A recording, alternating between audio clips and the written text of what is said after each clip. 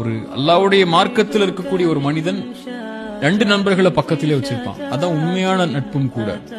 ஒன்று, அந்த நண்பன் நல்ல நண்பனுக்குங்கிற அடையாளம் முதலாவது அவனுக்கு இருக்கக்கூடிய நலவுகள் அவன் சொல்றதை விட அவன் தப்பு செஞ்சா சொல்லி காட்டுவான்.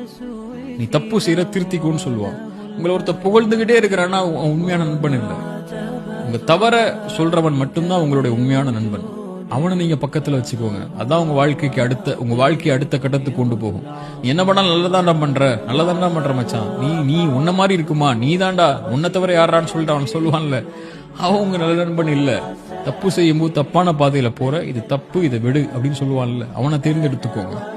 2வது, இன்பமான நேரத்துல எல்லாமே இருக்கும்போது உங்களோட இருக்கிறவனை விட நீங்க நஷ்டத்திலையும் கஷ்டத்திலையும் பிரச்சனைகள்லையும் இருளையும் இருக்கும்போது நான் இருக்க வா, உன் காரியத்தை நான் லேசாக்குற வான்னு சொல்லி உங்களுக்கு கரம் கொடுக்கறான்ல, அந்த நண்பனை தேர்ந்தெடுத்துக்கோங்க. அது ரொம்ப கஷ்டம்.